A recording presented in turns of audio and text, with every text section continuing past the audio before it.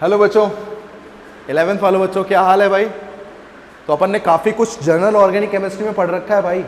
तो ये जो टॉपिक है ना, इस टॉपिक को बहुत केयरफुली पढ़ना है बच्चों, क्योंकि जब कोई बेस स्ट्रांग होता है ना अपना, तो वो इसी टॉपिक से होता है। अगर बेस स्ट्रांग है तभी आप आगे क्वेश्चंस को डील कर पाओगे, आगे क्वेश्चंस को आप सॉल्व कर पाओगे। इसलिए मैं आपको कह रहा हूँ इस टॉपिक को आप बहुत अच्छे से पढ़ें। इस टॉपिक में 1% भी आप कमी ना छोड़ें। मैं यहाँ कमी नहीं छोड़ रहा हूँ, आप भी कमी ना छोड़ें। क्लियर? तो चलिए अपन कुछ रिवाइज मार लेते हैं। प्रीवियस लेक्चर में अपन ने क्या क्या पढ़ा था, ध्यान आया आपको? रेजोनेंस पढ़ा था, रेजोनेंस से रिलेटेड बातें की थी, और लास्ट में अपन ने पढ़ा था रिलेटिव स्टेबिलिटी। रिलेटिव स्टेबिलिटी का मतलब क्या था? कई सारे रेजोनेटिंग स्ट्रक्चर्स दिए होते थे और उन स्ट्रक्चर्स की स्टेबिलिटी हम निकालते थे, यही हमने सीखा था। और जीओसी में क्या क्या सीखा था, चलो एक बार स्टार्ट जीओसी से अपन करते हैं और पूरा पूछते हैं कि क्या क्या किया था अपन ने। सबसे पहले अपन ने ये पढ़ा था कि इंडक्टिव इफेक्ट कैसे देखते हैं, ये पढ़ा था। और इंडक्टिव इफेक्ट देखने पर हमें ये पता लगा कि इंडक्टिव वहां शो करेगा जहां इलेक्ट्रोनेगेटिविटी का क्या हो, डिफरेंस हो। पहली बात ये थी। फिर अपन डिफरेंस समझते थे। फिर अपन ने ये देखा था कि इलेक्ट्रॉन के फ्लो करने की डायरेक्शन अगर हम बना लें, अगर हम इलेक्ट्रॉन फ्लो करने की डायरेक्शन बना लें लेस इलेक्ट्रोनेगेटिव से मोर इलेक्ट्रोनेगेटिव, तो बच्चों लेस इलेक्ट्रोनेगेटिव से मोर इलेक्ट्रोनेगेटिव इलेक्ट्रॉन अगर जाएंगे तो बताओ कार्बन प्लस आई है क्योंकि ये डोनेट कर रहा है, और नाइट्रोजन माइनस आई है क्योंकि ये विड्रॉ कर रहा है। ये बात अपन ने कर ली थी। ये सारी बातें अपन ने समझ ली थी कि कैसे कैसे यहाँ इफेक्ट की बातें हो रही हैं। फिर अपन ने सीखा था कि पॉजिटिव की स्टेबिलिटी, क्योंकि माइनस आई के कुछ ऑर्डर थे। माइनस आई के ऑर्डर थे कि कौन ज़्यादा खींचता है, किस में इलेक्ट्रोनेगेटिविटी ज़्यादा है, किस में इलेक्ट्रोनेगेटिविटी कम है। फिर अपन ने ये सीखा था कि डिस्टेंस फैक्टर, जो डिस्टेंस पास में होगा वहाँ इंडक्टिव ज़्यादा लगेगा, क्योंकि इंडक्टिव इफेक्ट क्या है, सिग्मा बॉन्ड के थ्रू लगने वाला इफेक्ट क्या है, इंडक्टिव इफेक्ट है। और सिग्मा बॉन्ड के थ्रू अगर इफेक्ट लग रहा है, इसका मतलब क्या है बच्चों, कि कहीं ना कहीं वहां पर डिस्टेंस फैक्टर काम करेगा। डिस्टेंस फैक्टर क्यों काम कर रहा है? क्योंकि कोई कहीं छोटी सी डिस्टेंस है, कहीं बहुत दूर चार्ज लगे हैं, दूर लगे हैं तो 3-4 कार्बन बाद ये इफेक्ट इसका खत्म सा होने लगता है। ठीक है। फिर अपन ने पढ़ा था पॉजिटिव की स्टेबिलिटी। कैसे पढ़ा था पॉजिटिव की स्टेबिलिटी, याद आया क्या? पॉजिटिव की स्टेबिलिटी का मतलब ये था कि पॉजिटिव चार्ज होता है खाली, हर कोई अपने न्यूट्रल पोजीशन पे आना चाहता है। कहां आना चाहता है? न्यूट्रल पोजीशन पे आना चाहता है। पॉजिटिव अगर खाली है तो वो अपने आप को फुलफिल करना चाहेगा, अपने आप को इलेक्ट्रॉन देना चाहेगा जिससे कि वो फिर से क्या करे, न्यूट्रल हो जाए। अगर कोई नेगेटिव है तो वो अपने इलेक्ट्रॉन रिलीज करना चाहेगा, छोड़ना चाहेगा। सही बात है। तो सोचो अगर पॉजिटिव की स्टेबिलिटी की बात करें तो पॉजिटिव को हमेशा डोनेटिंग पावर चाहिए। पॉजिटिव को हमेशा क्या चाहिए? Donating power. तो मैंने आपको बताया था पॉजिटिव की स्टेबिलिटी के लिए क्या चाहिए होता है भाई, प्लस आई। अगर माइनस आई वाले ग्रुप लगे हैं तो जितने कम लगे हैं, जितने दूर लगे हैं उतना अच्छा, क्योंकि इनवर्सली प्रोपोर्शनल टू क्या था, माइनस आई। इसी तरीके से माइनस की स्टेबिलिटी क्या थी? माइनस का मतलब था कि इलेक्ट्रॉन एक्सेस में भरे हुए हैं, एक्सेस में है तो वो अपने आप को रिलीज करना चाहेंगे जिससे कि वो कहाँ पहुँच जाएं, न्यूट्रल पोजीशन पे पहुँच जाएं। इसका मतलब मैं कह सकता हूँ कि नेगेटिव के लिए क्या जरूरी है, माइनस आई, और प्लस आई के क्या होगा, इनवर्सली प्रोपोर्शनल होगा। क्या समझ में आती है इतनी चीज़ें? क्लियर है क्या? तो मुझे बताएं नेगेटिव की स्टेबिलिटी और पॉजिटिव की स्टेबिलिटी में कोई दिक्कत है? समझ में आ गया था? तो चलो एक दो एग्जाम्पल कर लेते हैं जिससे कि हमारे पास कोई चीज़ समझने में दिक्कत ना हो। थोड़ी पुरानी चीज़ें हैं, 2-3 लेक्चर पुरानी चीज़ें हैं, ये 2-3 लेक्चर पुराना है, इसलिए मैं इनको रिवाइज करवा रहा हूँ बच्चों, क्योंकि आज अपन बहुत अच्छी अच्छी चीज़ें पढ़ने भी वाले हैं। तो ध्यान दीजिए। जैसे मान लीजिए मेरे पास यहाँ पॉजिटिव लगा है, यहाँ क्लोरीन लगा है, यहाँ पॉजिटिव लगा है और यहाँ फ्लोरीन लगा है, यहाँ पॉजिटिव लगा है और यहाँ ब्रोमीन लगा है। सबसे पहली चीज़ है इनकी स्टेबिलिटी बतानी है। किसकी? कार्बोकैटायन की स्टेबिलिटी। किसकी स्टेबिलिटी पूछ रहा हूँ? कार्बोकैटायन की स्टेबिलिटी बतानी है। तो बताओ कैसे निकालोगे? क्या सारे जो ग्रुप लगे हुए हैं वो सेम पोजीशन पे हैं? पॉजिटिव सेम पोजीशन पे है, इसका मतलब ये ग्रुप जो जितना कम माइनस आई शो करेगा उतना ज़्यादा स्टेबल होगा। कम माइनस आई कौन शो करेगा? जिसकी इलेक्ट्रोनिगेटिविटी कम होगी। तो इस तरीके से समझोगे ना तो कभी याद ही नहीं करना पड़ेगा चीज़ों को। तो बताओ सबसे पहले कौन आएगा? 3, फिर कौन आएगा? 1, फिर कौन आएगा? 2, क्योंकि सबसे कम कौन खींचता है? ब्रोमीन। क्लियर? तो चलो दूसरा क्वेश्चन करते हैं। तो इसमें आंसर क्या आ गया? 3, 1, 2। क्लियर है भाई? चलो दूसरा क्वेश्चन करो यहाँ पे।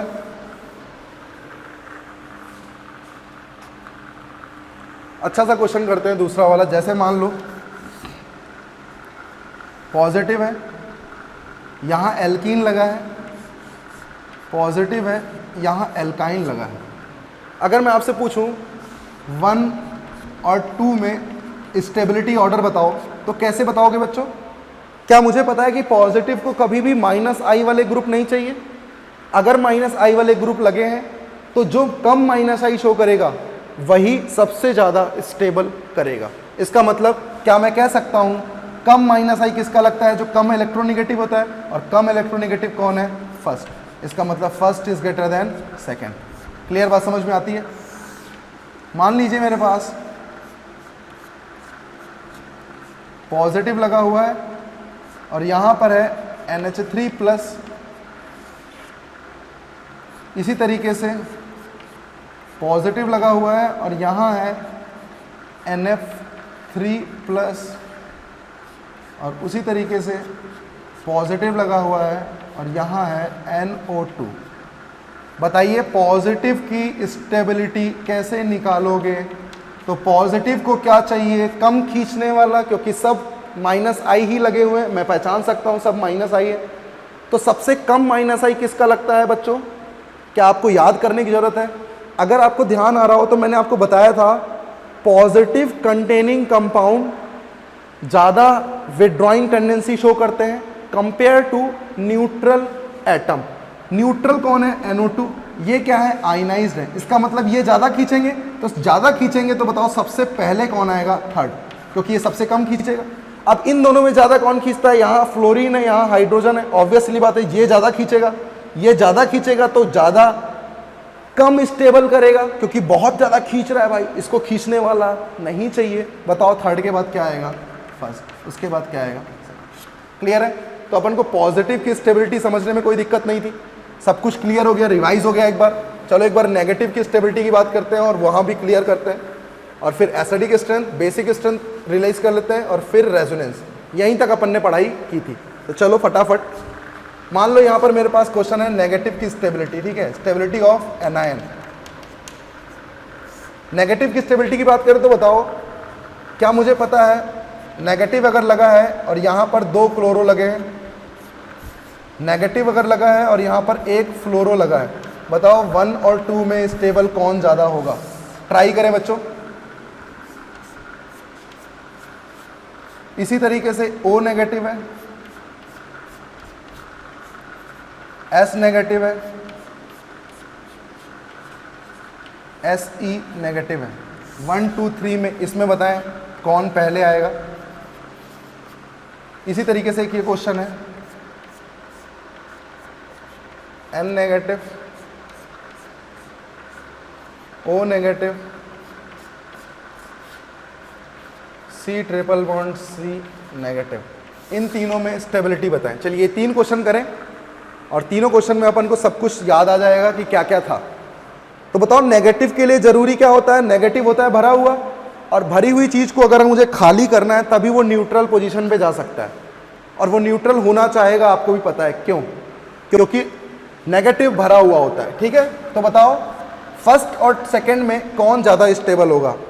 क्या नेगेटिव को चाहिए ज़्यादा खींचने वाला, ज़्यादा विड्रॉइंग टेंडेंसी? और ज़्यादा विड्रॉइंग टेंडेंसी कौन करेगा? जो क्वांटिटी में ज़्यादा लगा होगा। यहाँ 2 Cl लगे हैं सेम पोजीशन पे, यहाँ 1 फ्लोरो लगा है सेम पोजीशन पे।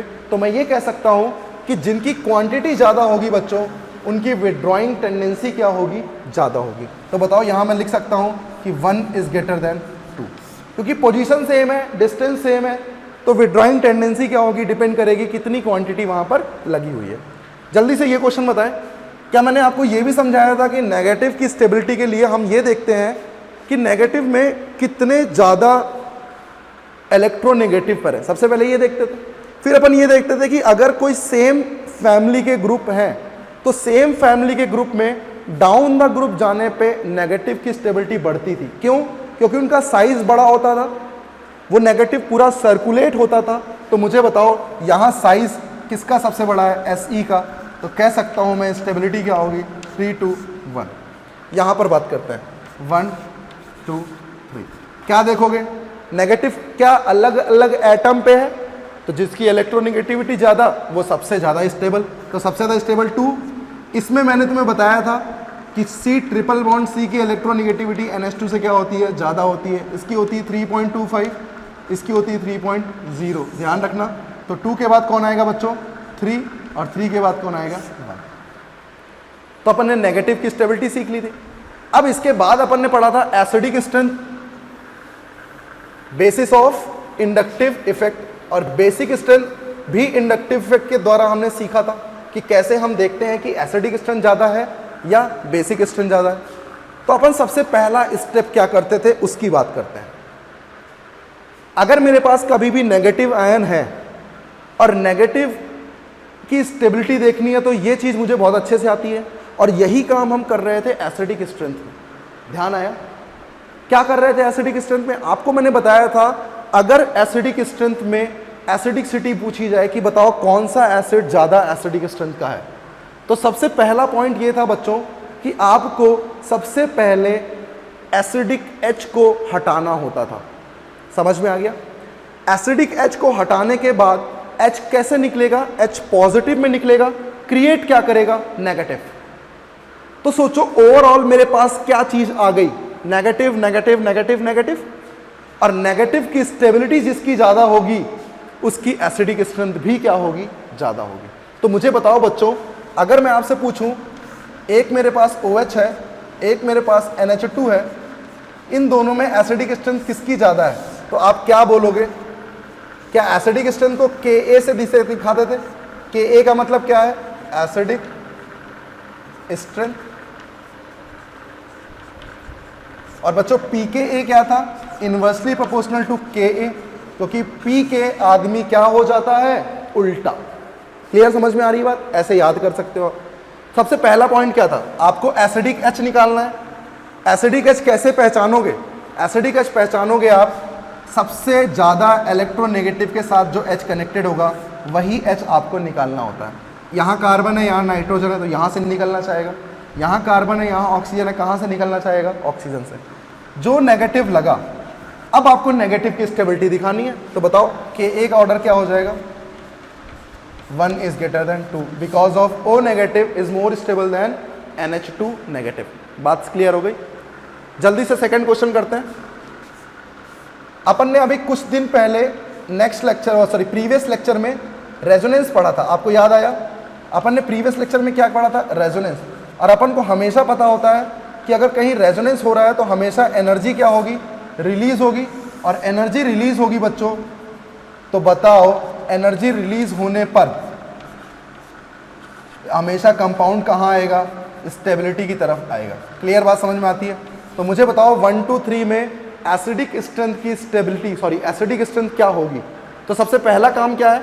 एसिडिक H को रिमूव करना। क्या मैं यही H निकालूंगा क्योंकि ये कार्बन पे है, ये ऑक्सीजन पे है? यहां से निकालूंगा क्योंकि ये भी ऑक्सीजन पे है, यहां से निकालूंगा क्योंकि ये भी ऑक्सीजन पे है।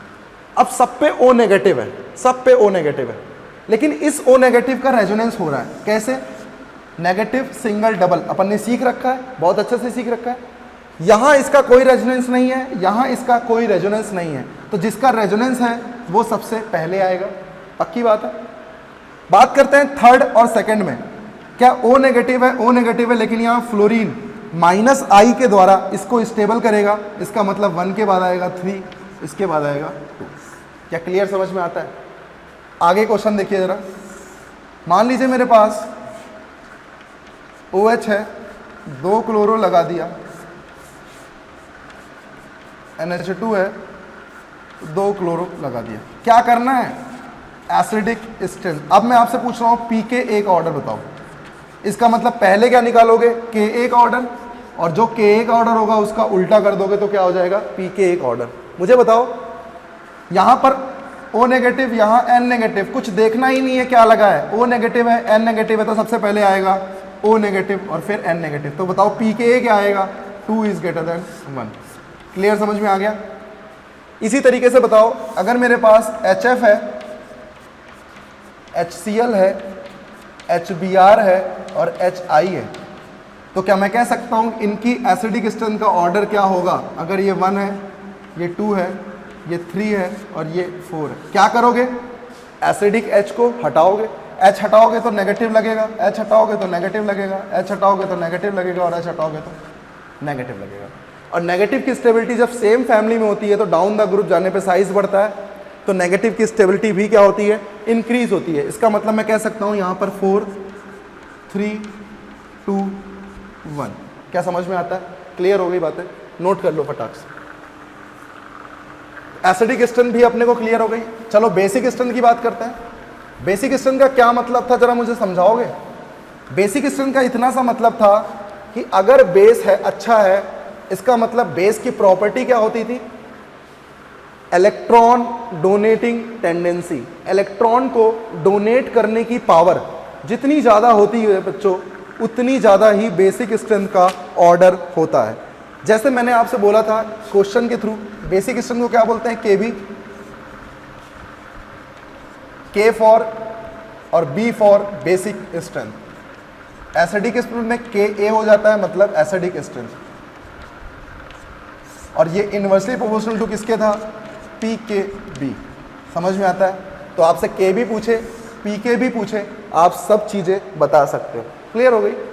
मुझे बताओ अगर मेरे पास एसिडिक स्ट्रेंथ की जगह बेसिक स्ट्रेंथ पूछ रहा है, इसका मतलब मैं बेसिक स्ट्रेंथ की बात करूं तो एक अच्छा बेस क्या क्या करता है, एक अच्छा बेस इलेक्ट्रॉन डेंसिटी इसके पास अच्छी होनी चाहिए, क्योंकि इलेक्ट्रॉन डेंसिटी होगी तभी इलेक्ट्रॉन डोनेट करने की पावर ज़्यादा अच्छे से होगी।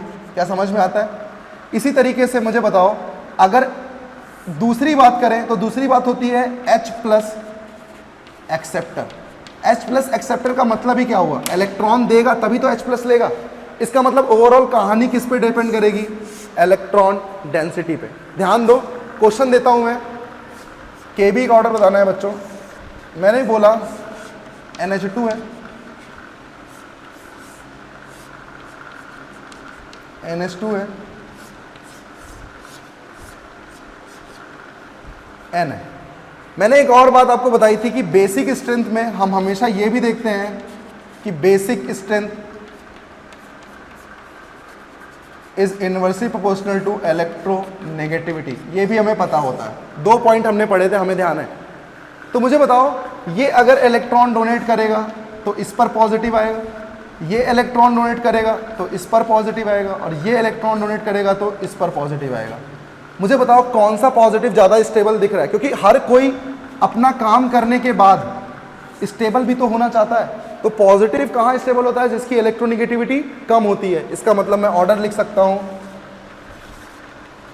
Kb का ऑर्डर क्या आ जाएगा, 1 2 3।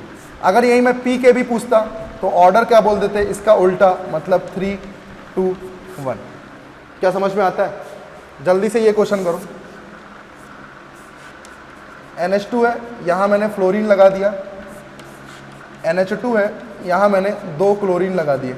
जल्दी से बताओ 1 और 2 में Kb का ऑर्डर और Pkb का ऑर्डर। पहले क्या करोगे, Kb निकालोगे और जो Kb का ऑर्डर आएगा उसका उल्टा कर दोगे।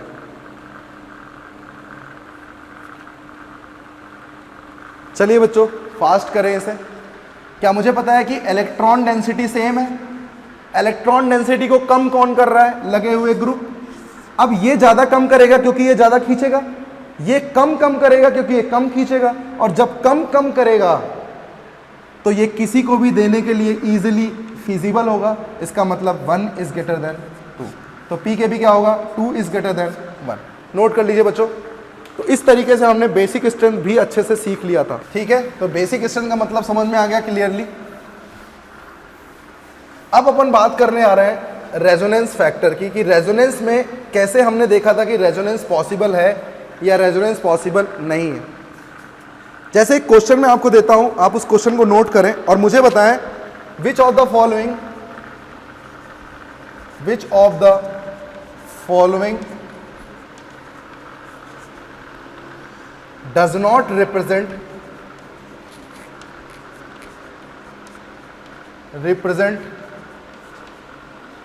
Resonating structure.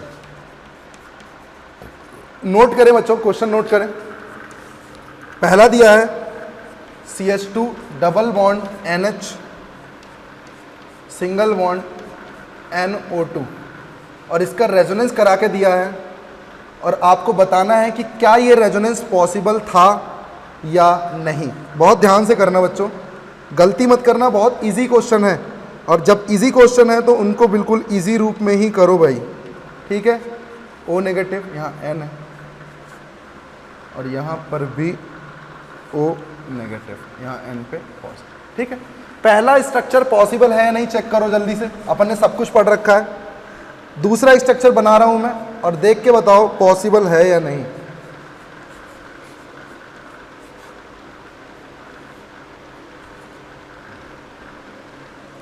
इसका रेजोनेंस हुआ और क्या बना, HN triple bond N positive negative. जल्दी से मुझे चेक करो क्या दूसरा पॉसिबल है। तीसरा क्वेश्चन है CH3 C plus double bond O और यहाँ से CH3 C triple bond O और इस पे पॉजिटिव। चलो ये 3 क्वेश्चन है, इन 3 क्वेश्चंस को आप अच्छे से देखो बच्चों और मुझे बताओ कि कौन सा रेजोनेटिंग स्ट्रक्चर पॉसिबल है, कौन सा नहीं। क्या सारे पॉसिबल हैं या कोई ऐसा है जो पॉसिबल नहीं है। सबसे पहले डिस्कस करते हैं पहला केस। क्या मेरे पास कंडीशन मुझे सारी पता होती है कि क्या क्या रेजोनेंस करने की कंडीशन होती है बच्चों, क्लियर पता है। तो मुझे बताओ रेजोनेंस करने की कंडीशन में क्या ये कंडीशन फिजिबल होती है। ध्यान देना बच्चों, यहां पर पॉजिटिव आया है, इसका मतलब इलेक्ट्रॉन यहां से गए होंगे और यहां तक गए होंगे। कैसे बच्चों, double bond single bond double bond, क्या रेजोनेंस की कंडीशन है, बिल्कुल है। तो ये इधर गया और ये ऐसे गया, तो पॉजिटिव नया पाई बॉन्ड और नेगेटिव। देखिए बच्चों क्या यही बना हुआ है। ये पॉजिटिव और नेगेटिव कैसे आया, जब कोऑर्डिनेट बॉन्ड बनता है बच्चों तो क्या होता है, O पे नेगेटिव और इस पे क्या आता है, पॉजिटिव। इसे बोलते हैं कोऑर्डिनेट बॉन्ड। क्लियर है बात।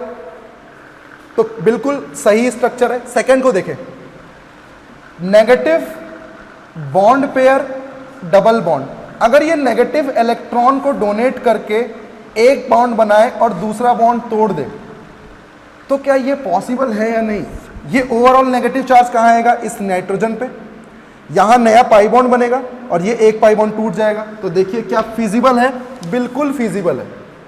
तो किस तरीके से क्वेश्चन एग्जाम में पूछ सकता है कि हर एक क्वेश्चन को अपन यहां डिस्कस कर रहे हैं, बिल्कुल कर रहे हैं। तो चलिए तीसरे क्वेश्चन की बात करते हैं। अभी भी O के पास लोन पेयर है और पॉजिटिव है, क्या ये इसको डोनेट कर सकता है, बिल्कुल। जब ये डोनेट करेगा तो 3 पाई बॉन्ड बन जाएंगे और पॉजिटिव किस पे आ जाएगा, O पे आ जाएगा। तो क्या ये कंडीशन भी फिजिबल है। इस तरीके से हमने ये देखा कि कैसे रेजोनेंस करना, कैसे रेजोनेंस को समझना और कैसे चेक करना कि जो रेजोनेंस स्ट्रक्चर्स बने हैं क्या वो सही हैं। क्लियर हो रहा है। चलिए एक क्वेश्चन और करते हैं। मजा आ रहा है कि नहीं आ रहा है भाई, मजे में करो काम, ठीक है ना, बोर होके नहीं करना है। मजे लेते हुए, समझते हुए, सीखते हुए क्वेश्चंस को अपन को बहुत अच्छे से क्लियर करना है। क्लियर। तो चलो मान लीजिए अब मेरा क्वेश्चन है, सेम इसी टाइप का क्वेश्चन था और पूछा था कि which of the following is not pair of resonance structure. क्या पूछा था, विच, नोट करें बच्चों इसको, which of the following is not the pair of resonating structure. क्या मतलब हुआ क्वेश्चन का। अभी मैं जो आपके सामने पेयर बनाऊंगा आपको चेक करना है कि कौन सा पेयर सही बना है और कौन सा पेयर गलत बना है, आपको ये चेक करना है। तो चलिए कोशिश करिए और मुझे बताइए कि कौन सा पेयर सही है कौन सा गलत है। मैं आपके सामने क्वेश्चन लिख रहा हूँ, इसके साथ रेजोनेंस हुआ तो क्या बना, HOC ट्रिपल बॉन्ड N, ये पहला है। दूसरा ऑप्शन देता हूँ मैं आपको, C double bond O, N triple bond CO पे नेगेटिव और यहाँ पे नेगेटिव है। क्लियर? पहला दूसरा चेक करें सही बना है या नहीं, चेक करें भाई, करते रहे, पेन कॉपी चलनी चाहिए। CH3 C double bond O CH negative, इसमें रेजोनेंस हुआ तो क्या बन गया, C double bond CH2 CH3 O negative. इसी तरीके से चौथा ऑप्शन है CH3 CO CH3 और ये बना दिया C double bond CH2 OH। Clear? तो चलिए इन चारों ऑप्शन को देखें और मुझे बताएं कौन सा रेजोनेटिंग स्ट्रक्चर पॉसिबल है कौन सा नहीं। सबसे पहले चेक करते हैं पहला। पहले को ध्यान से देखो, क्या आपको दिख रहा है कि रेजोनेटिंग स्ट्रक्चर्स हैं या नहीं? क्या हुआ होगा, ये लोन पेयर है, इसके पास भी लोन पेयर है, ये लोन पेयर ने अगर डोनेट किया होगा, क्योंकि नाइट्रोजन पे ट्रिपल बॉन्ड है, इसका मतलब इसने डोनेट किया होगा, एक बॉन्ड बनाया होगा तो एक बॉन्ड तोड़ा होगा। तो बताओ कहीं पर पॉजिटिव नेगेटिव तो दिख ही नहीं रहा है भाई, पॉजिटिव नेगेटिव तो दिख ही नहीं रहा है, इसका मतलब क्या ये पॉसिबल है? नहीं पॉसिबल है। बनना क्या चाहिए था, बनना कुछ इस तरीके से चाहिए था, N पे क्या आता पॉजिटिव, O पे क्या आता नेगेटिव, तब ये सही होता। क्लियर हो गई बात है? तो बताओ मुझे, यहां पर ये क्लियर हो गया। सेकंड क्वेश्चन करते हैं। सेकंड में मेरे पास ट्रिपल बॉन्ड कहां बना रखा है, N और C के बीच, इसका मतलब ये डीलोकलाइज किया होगा और एक बॉन्ड तोड़ा होगा, इसका मतलब बिल्कुल सही बना है ये।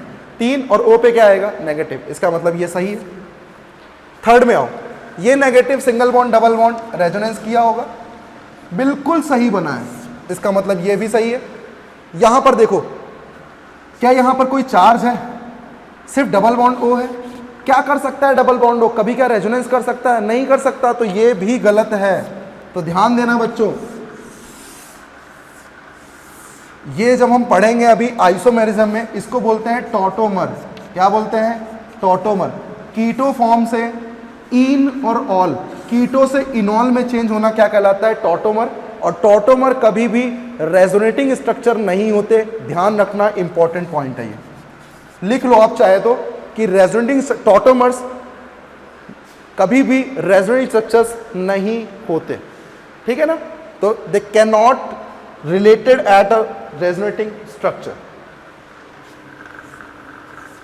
क्लियर? तो चलो नोट कर लो। तो अपन को यह भी समझ में आ गया कि कैसे हम रेजोनेंस को समझते थे। फिर बच्चों हमने ये सीखा था कि हम रेजोनेटिंग स्ट्रक्चर्स की स्टेबिलिटी कैसे निकालते थे। जब हमारे पास कई सारे रेजोनेटिंग स्ट्रक्चर्स दिए होते थे और हमसे पूछा जाता था कि बताओ उनकी स्टेबिलिटी क्या है, उनकी रिलेटिव स्टेबिलिटी क्या है, तो हम कैसे उनको समझाते थे। क्या मुझे समझ में आता है? बहुत अच्छे से समझ में आता है। जैसे मान लीजिए मैंने एग्जांपल लिया, क्या निकालना है आपको? रिलेटिव स्टेबिलिटी, रिलेटिव स्टेबिलिटी निकालना है। मतलब क्या हुआ?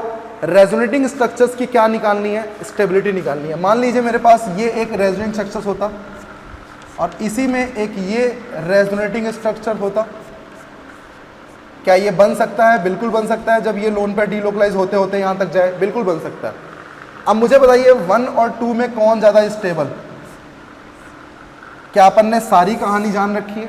मैं आपको फिर से एक बार रिवीजन कराता हूं कि कभी भी अगर रेजोनेटिंग स्ट्रक्चर्स की स्टेबिलिटी पूछी जाए तो आप हमेशा ये ध्यान रखिए कि कभी भी सबसे पहले उन 4 पॉइंट्स को याद रखना है आपको, उन 4 पॉइंट्स को आपको ध्यान रखना है।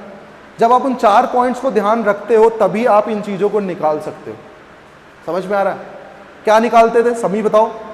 क्या मेरे पास सबसे पहले देखते थे नंबर ऑफ पाई बॉन्ड, जिसमें नंबर ऑफ पाई बॉन्ड सबसे ज्यादा उसकी स्टेबिलिटी सबसे ज्यादा, पहली बात। दूसरी बात क्या सीखी थी? नंबर ऑफ पाई बॉन्ड अगर सेम होते हैं नंबर ऑफ पाई बॉन्ड अगर सेम होते हैं तो हमें देखना होता है न्यूट्रल है या आयनाइज्ड है।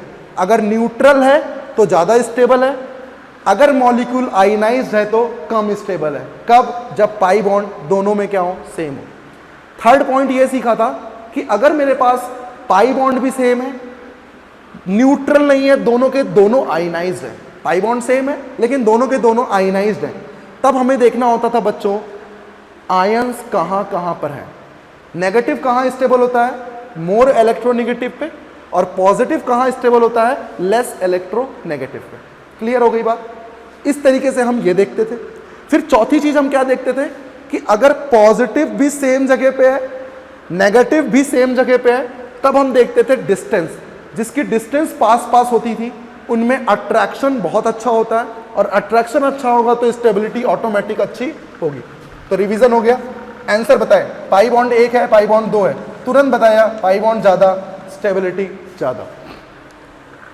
चलिए और क्वेश्चन नोट करिए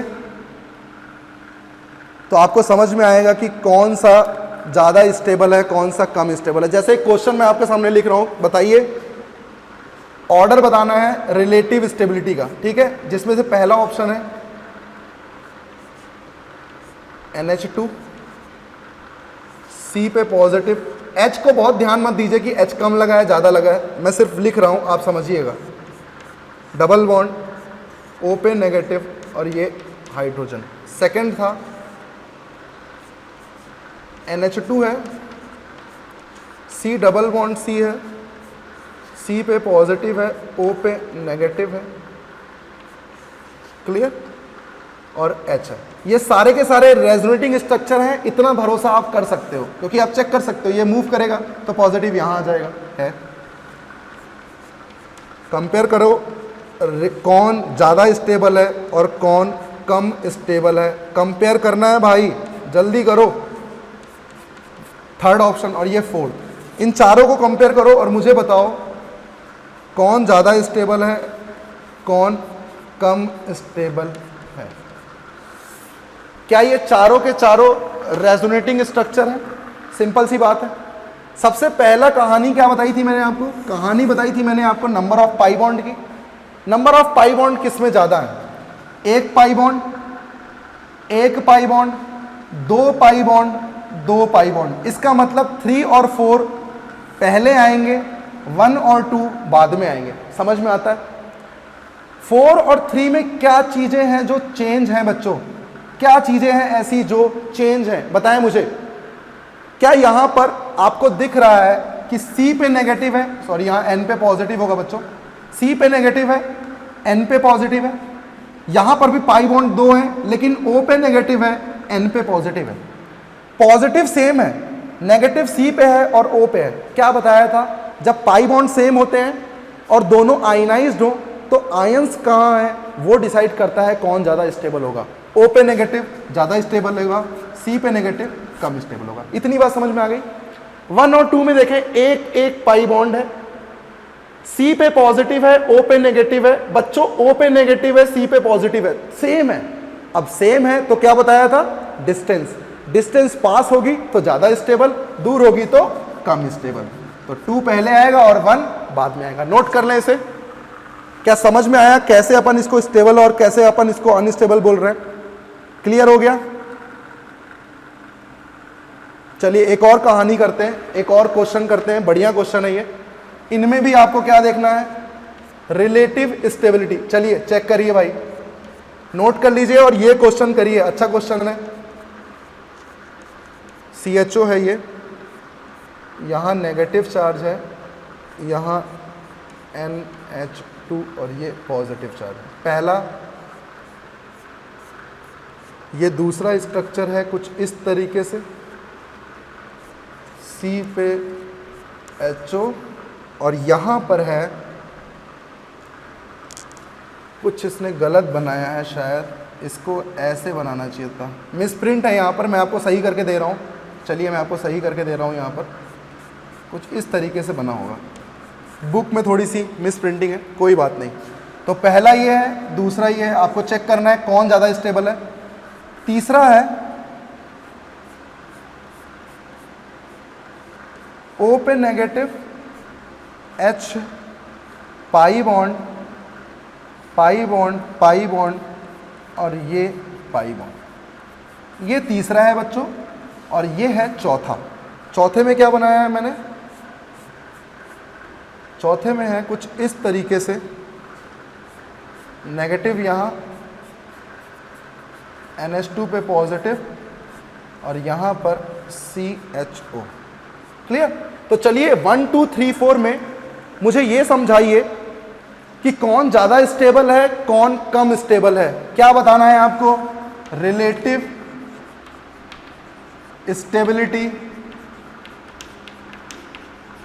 ऑर्डर। समझ में आया? क्या बताना है आपको? Relative stability order. चलिए समझाइए मुझे, कौन ज़्यादा स्टेबल होगा, कौन कम स्टेबल होगा। कहानी आपको मैंने क्या बताई थी? जिसमें पाई बॉन्ड ज़्यादा वो सबसे ज़्यादा स्टेबल। खत्म। 1 2 3 4 कितने पाई बॉन्ड? 4 pi bond. 1 2 3 4 कितने पाई बॉन्ड? 4 pi bond. 1 2 3 4 कितने पाई बॉन्ड? 4 pi bond. और यहां पर देखें तो 1 2 3 4 4 पाई बॉन्ड। सब में 4 पाई बॉन्ड है, सबके सब आयनाइज्ड हैं। तो डिपेंड किस पे करेगा? सिंपल कहानी हो गई, आयंस पे। जिसके आयंस ज्यादा स्टेबल होंगे, पास पास होंगे, वही सबसे ज्यादा स्टेबल होगा। C पे नेगेटिव है, N पे पॉजिटिव है। N पे सब जगह पॉजिटिव है। इसका मतलब नेगेटिव अगर O पे हो जाए तो सबसे तगड़ा है, और सबसे तगड़ा कौन है? थर्ड। इस तरीके से सोचोगे तो गलती कभी नहीं होगी। यहां पे C पे नेगेटिव है, यहां पे C पे नेगेटिव है, यहां पे भी C पे नेगेटिव है। इसका मतलब अब नेगेटिव भी सेम है और पॉजिटिव भी सेम है। क्या देखोगे? डिस्टेंस। इसकी डिस्टेंस दूर है, इसकी डिस्टेंस पास है, इसकी डिस्टेंस भी सेम है। इसका मतलब 4 और 2 क्या होंगे? बराबर होंगे, और 1 सबसे कम स्टेबल होगा क्योंकि ये बहुत दूर है। नोट कर ले बच्चों। तो आपको समझ में आया कैसे हम यहां पर रेजोनेटिंग स्ट्रक्चर्स की स्टेबिलिटी हम यहां पर बता सकते हैं, समझ सकते हैं, निकाल सकते हैं। क्लियर है? तो चलिए क्वेश्चंस को करते रहें, फटाफट सॉल्व करते रहें, गलती बिल्कुल ना करें। क्वेश्चन पूछा गया है which of the following is not resonating structure. क्या पूछा गया है? Which of the following is not a resonating structure, is not a resonating structure. मतलब क्या हुआ? आपको पहचानना है कौन रेजोनेटिंग स्ट्रक्चर है, कौन नहीं है। अपन ने सारी चीजें रिवाइज कर ली, देख लो जितनी चीजें पढ़ी थी आज तक सारी की सारी अपन ने रिवाइज कर ली। पहला है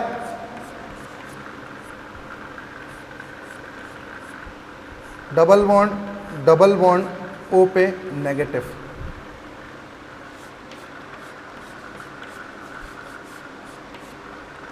डबल बॉन्ड यहां नेगेटिव,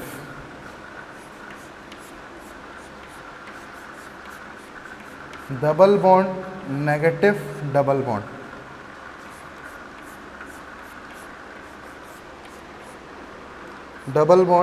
डबल बॉन्ड और ये नेगेटिव।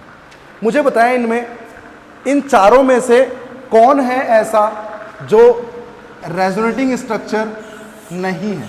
बताएं। 1 2 3 4।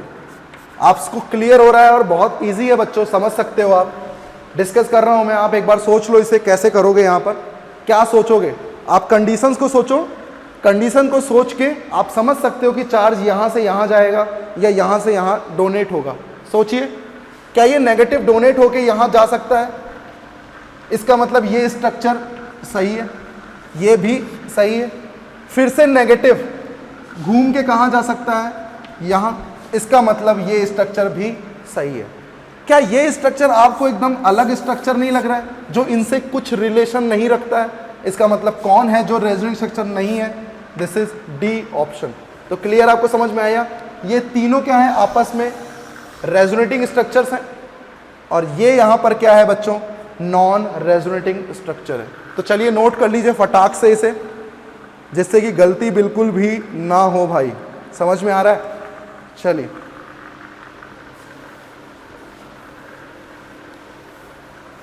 क्लियर हो रहा है बहुत अच्छे से? तो इस तरीके से हमने ये सीखा था कि रेजोनेंस में कैसे हम ये बताते हैं कि यहाँ रेजोनेंस पॉसिबल है या नहीं। क्लियर? रेजोनेंस करने से क्या होता है?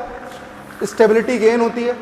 तो एक और बात करने वाले हैं यहाँ पर रेजोनेंस एनर्जी की, जो अपने लिए थोड़ी सी नई है। रेजोनेंस एनर्जी, अगर हम बात करें रेजोनेंस एनर्जी की बच्चों, तो रेजोनेंस एनर्जी का मतलब ये हुआ कि कंपाउंड कितना ज्यादा यहां पर रेजोनेंस कर रहा है। कंपाउंड कितना ज्यादा यहां पर क्या कर रहा है? रेजोनेंस कर रहा है। ये हमें कौन बताएगा? ये हमें कौन बताएगा? ये हमें बताएगा रेजोनेटिंग स्ट्रक्चर। इसका मतलब resonance energy is directly proportional to number of resonating structure. समझ में आता है? नंबर ऑफ रेजोनेटिंग स्ट्रक्चर, इसका मतलब जितनी ज्यादा रेजोनेटिंग स्ट्रक्चर होंगे उतनी ही ज्यादा रेजोनेंस एनर्जी होगी और उतनी ही ज्यादा स्टेबिलिटी भी होगी। क्लियर बात है? जितना ज्यादा रेजोनेंस करेगा भाई उतना ज्यादा स्टेबिलिटी क्या करेगा? गेन करेगा। अब ये चीज समझ में आती है कि यार सर मुझे ये बताओ, अगर मैं यहां पर बोलूं कि मेरे पास ये OH है, ऐसा कुछ बना दिया, और एक है मेरे पास ये OH, ये कुछ इस तरीके से बना दिया। अगर मुझसे किसी ने पूछा कि बताओ इसमें रेजोनेटिंग स्ट्रक्चर बने हुए हैं, सॉरी रेजोनेटिंग मतलब कंपाउंड्स बने हुए हैं, और आपसे किसी ने पूछा कि रेजोनेंस एनर्जी को रिलेट करो, तो रेजोनेंस एनर्जी को रिलेट करने का मतलब क्या हुआ बच्चों? जिसमें नंबर ऑफ रेजोनेटिंग स्ट्रक्चर ज़्यादा होंगे उसकी रेजोनेंस एनर्जी भी ज़्यादा होगी। पक्की बात है? देख के बताओ किसमें ज़्यादा रेजोनेटिंग स्ट्रक्चर्स बनेंगे, किसमें कम रेजोनेटिंग स्ट्रक्चर्स बनेंगे। क्या मैं इसको बिना बनाए भी सोच सकता हूँ? बिल्कुल सोच सकता हूँ। कैसे? इस O का लोन पेयर जो डीलोकलाइज करेगा वो कैसे करेगा बच्चों? मैं इसको थोड़ा शॉर्ट ट्रिक आपको बताने जा रहा हूँ। देखना, कभी भी कोई कंपाउंड बनाना होना और आपसे कोई पूछे कि रेजोनेटिंग स्ट्रक्चर है ये, टोटल नंबर ऑफ स्ट्रक्चर बताओ, तो कैसे निकालते हैं? ये गिवन कंपाउंड एक तो है ही, इतना तो आप समझते हो कि ये गिवन कंपाउंड तो काउंट होता है। इसका मतलब जो ये स्ट्रक्चर होगा, ये कौन सा स्ट्रक्चर होगा? दूसरा होगा। समझ में आता है? और ये कौन सा स्ट्रक्चर होगा? तीसरा होगा। इसका मतलब टोटल कितने रेजोनेटिंग स्ट्रक्चर है यहाँ पर? 3 रेजोनेटिंग स्ट्रक्चर है।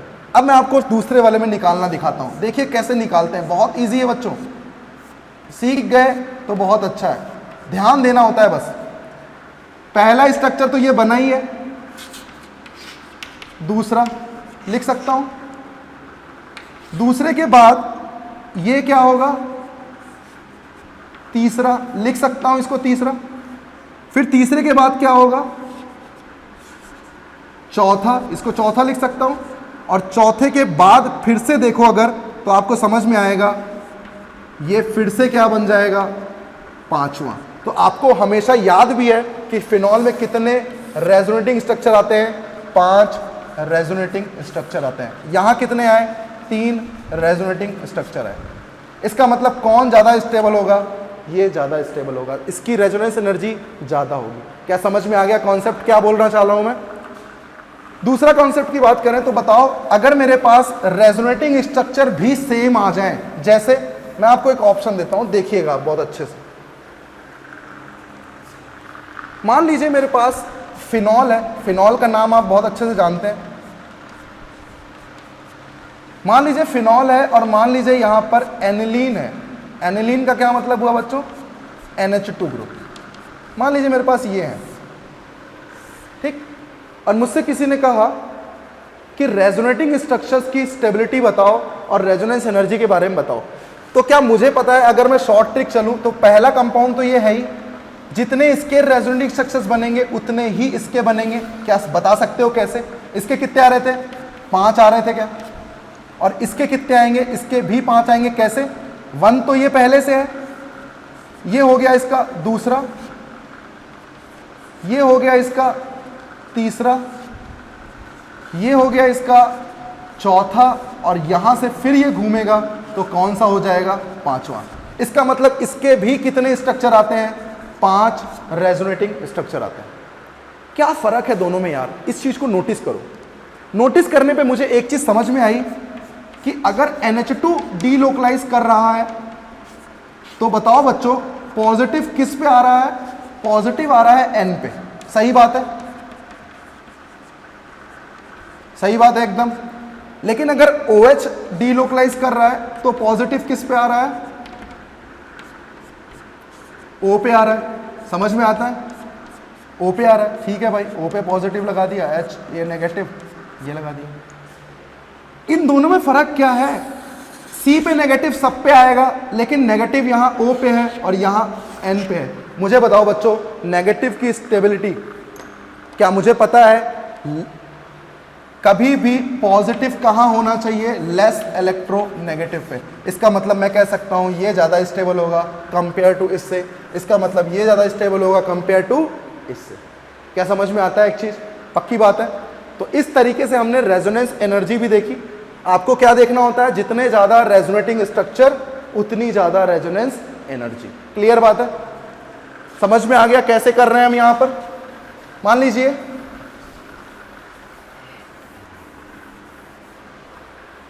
यहां गिवन होता बेंजीन रिंग,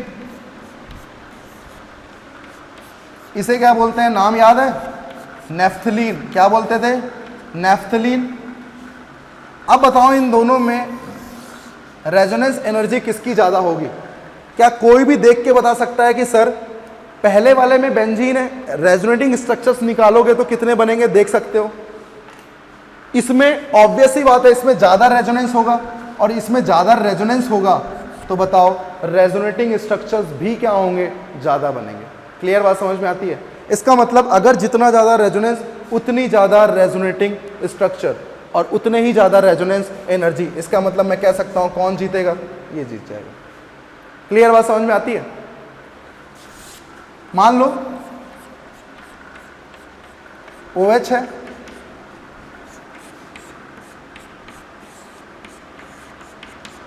यहां CHO लगा दिया। अब सोचो यार, एक चीज यहां पर मुझे समझ में आई कि मैंने एक चीज यही सीखा कि जितने ज्यादा रेजोनेटिंग स्ट्रक्चर उतनी ज्यादा रेजोनेंस एनर्जी। सही बात है। कहां पर आपको दिख रहा है कि ज्यादा है? कहां दिख रहा है भाई बताओ? क्या ये रेजोनेंस करेगा तो ज्यादा से ज्यादा पूरे में कर पाएगा? और बच्चों मैंने आपको बहुत अच्छे से सिखा रखा है क्रॉस कॉन्जुगेशन। और क्रॉस कॉन्जुगेशन की बात करें तो क्रॉस कॉन्जुगेशन में बताओ ये लोन पेयर जब डीलोकलाइज करेगा तो ये यहां तक तो जाएगा ही जाएगा, और यहां तक जाने के बाद क्या ये नीचे भी कर सकता है? बिल्कुल कर सकता है, क्योंकि कंडीशन है नेगेटिव सिंगल डबल, और यहां पर भी क्या है? डबल। इसका मतलब ये स्ट्रक्चर इसके लिए क्या होगा? एक्स्ट्रा होगा, जिसकी वजह से किसकी रेजोनेंस एनर्जी ज्यादा होगी? इसकी ज्यादा होगी। सही बात है। तो इस तरीके से हमने यहां पर आज रेजोनेंस एनर्जी और रेजोनेंस से रिलेटेड सारी बात कर ली। तो नेक्स्ट लेक्चर में अपन इसके आगे पढ़ेंगे हाइपर कॉन्जुगेशन। ये भी एक टाइप का रेजोनेंस होता है, जैसे अपन ने इंडक्टिव इफेक्ट पढ़ा, अब अपन पढ़ेंगे हाइपर कॉन्जुगेशन। क्लियर है बच्चों? तो चलो इसी तरह देखते रहो, मौज करते रहो। समर्पण परिवार आपके साथ जुड़ा हुआ है। ठीक है बच्चों, एंजॉय करो। ठीक है, मौज करते रहो, पढ़ाई भी करते रहो, लेकिन ठीक है ना? तो चलो, thank you, thanks for watching.